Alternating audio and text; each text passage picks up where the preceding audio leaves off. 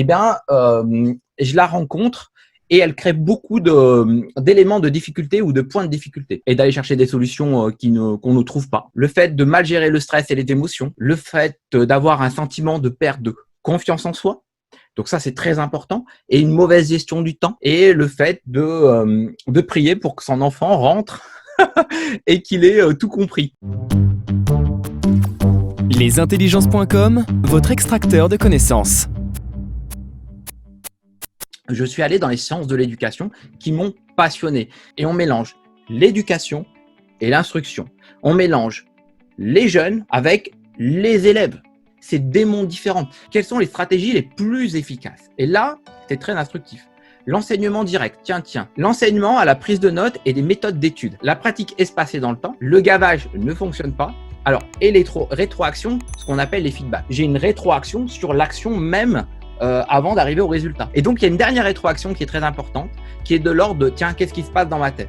Quand j'ai fait ça, comment j'ai réfléchi? Donc, c'est ce qu'on appelle la métacognition. Et aujourd'hui, avec les neurosciences et plutôt les neurosciences éducatives ou la neuroéducation, on parle aussi d'introspection cognitive, mais je ne rentre pas dans le détail, c'est un peu technique. Cette résistance, ce relief ne peut se passer que par un travail personnel, individuel. Je résiste, je me montre à l'écoute, je me montre créative.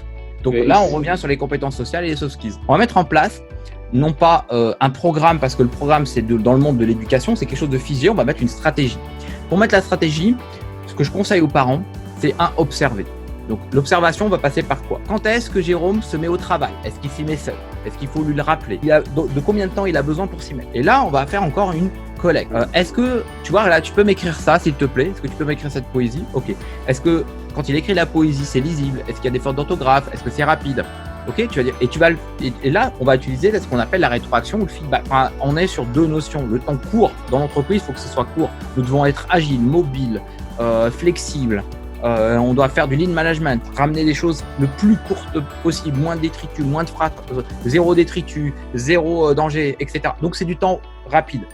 L'apprenti sage, afin d'avoir des apprentis sages et de non plus que savoir, donc voir ça et rien d'autre, et plutôt rester dans la connaissance, naître avec, et ben vous allez devoir utiliser ce qu'on appelle le temps long. Première astuce, pour apprendre, vous devez passer par 3 étapes. C'est une règle de la Renaissance, c'est ce qu'on appelle la règle des 1 tiers. 1 tiers avec un mentor, 1 tiers où je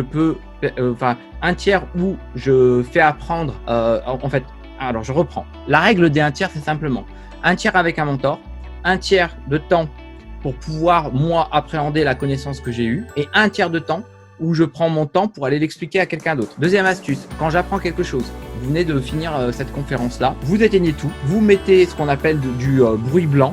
Donc, bruit blanc, c'est du bruit binaire. Ok, vous mettez ça, vous fermez tout et vous dites, tiens, qu'est-ce que j'ai retenu? La troisième astuce, c'est vous allez vous tester. Et ces 3 grandes astuces-là, collées bout à bout et mises en place par le biais d'un rituel, va vous permettre d'améliorer significativement tous vos apprentissages. C'est garanti. Lisez le livre et vous allez avoir plein d'autres astuces. Inscrivez-vous maintenant pour profiter de 4 jours offerts à notre plateforme.